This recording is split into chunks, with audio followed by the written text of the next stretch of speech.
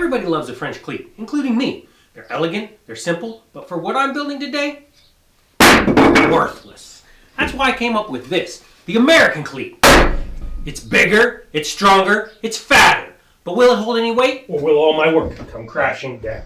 But before we get into that, what exactly is the American cleat?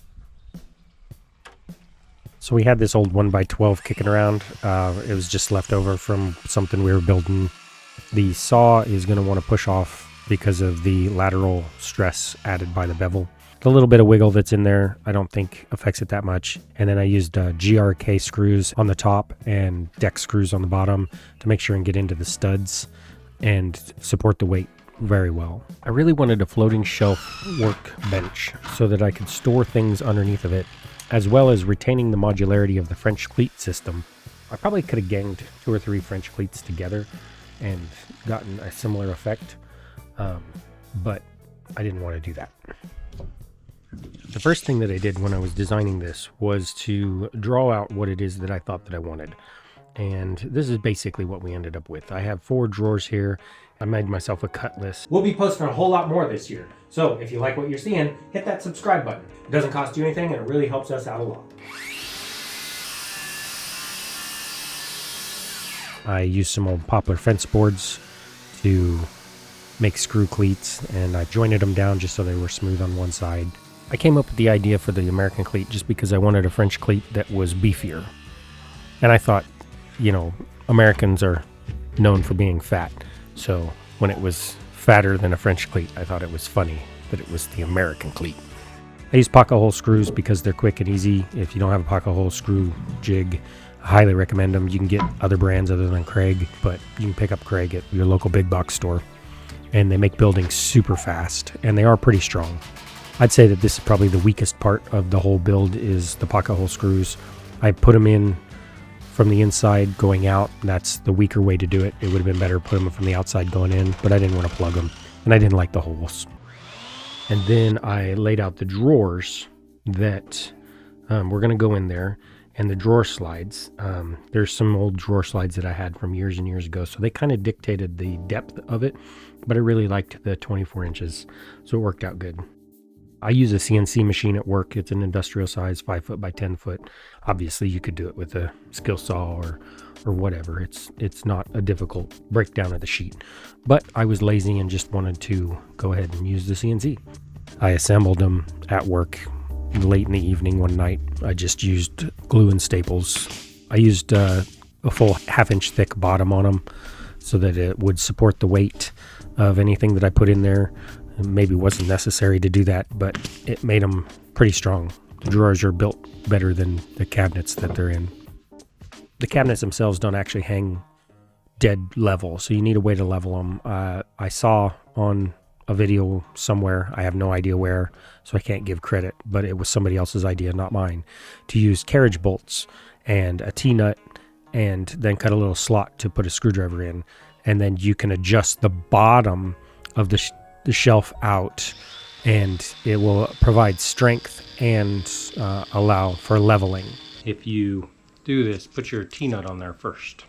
Here I'm putting the slot in the end of the thing to accept a screwdriver, and that allows you to put a screw in there and make the adjustment that you need. And oh my gosh, I'm going bald. Then a slot cut into the bolt allows you to adjust them in and out, and it's really a simple, cheap, and fast method for doing this. It's really amazing. I had to add a old piece of pallet along there because the smart siding is not strong enough to support the carriage bolt because it's a point load, and that gave me a really hard surface for the carriage bolts to rest against. It was really easy and cheap and quick. I just used a grinder. It doesn't have to be super precise. I'm going to mount the drawers into the shelves here. The way that I put drawer slides in is I just make a center line in the drawer and a center line in the space that they're going in. Then I just line up the holes on the center of there, and I flush the front of the drawer slide with the front of the drawer. Of course, these are going to get faces that'll cover up the gaps and the drawer slides. When you take drawer slides apart, there's a little lever that allows you to pop them apart. Some people don't realize these come apart. It makes it a lot easier to put them in. They make jigs that you can buy that work really well, and some people will make little plywood blocks. I'm just cheap and would never pay for something fancy like a jig when I can use a chalk line. And then I get inside the cabinet and snap a little line and do the same thing with the other half of the slide. And I'm just using 3 screws per slide.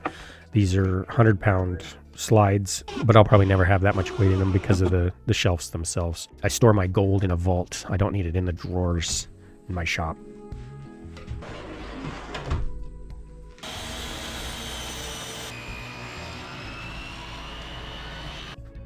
So a lot of times on the packaging they have a little jig that lines up with the holes in the door handle. You can buy an expensive one from someplace or make your own out of acrylic or whatever. If you're going to do a ton of drawer handles, spend the time to make one out of acrylic, but these little jigs on the package work great.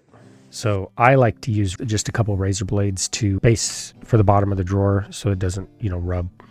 Some people use playing cards. Honestly, I'm not that precise with my building. I need a little bit more gap. Plus, I don't have any playing cards in the shop to use. I use them to play cards with. We play pinochle at our house.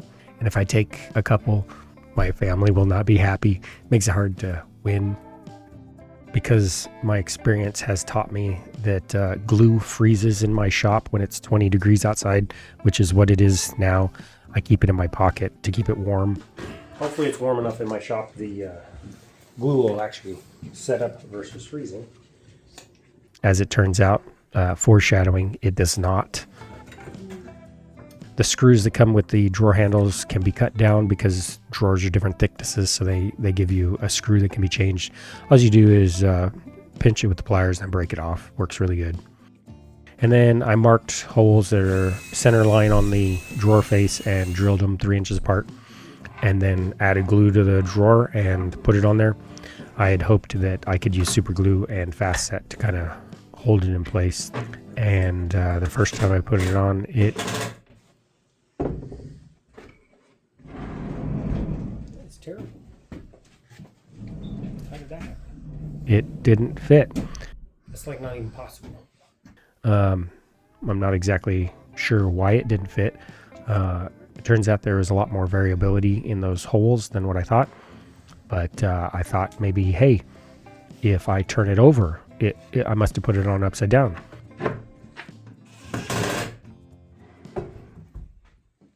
And it fits worse. So then I try to adjust it a little bit, and that doesn't work. So then I flip it back over to the same orientation it was to begin with, and it still doesn't quite fit. And then I realized that it can be adjusted. My college degree is not paying off at this time. And that's perfect. Will hold any weight, or will all my work come crashing down? These American cleat shelves are more than strong enough. I've got an 80-pound bag of concrete kind of sitting out here toward the end, and it's holding it. It does have a little bit of sag, but not much. These things have been installed for about 6 months to a year, and I've loved having them here. I'd do it a little bit different. I'd probably do better joinery on them if I was going to do it again. But these drawers, even though I haven't filled them yet, are going to be fantastic. We'll be posting a whole lot more this year. So if you like what you're seeing, hit that subscribe button. It doesn't cost you anything and it really helps us out a lot.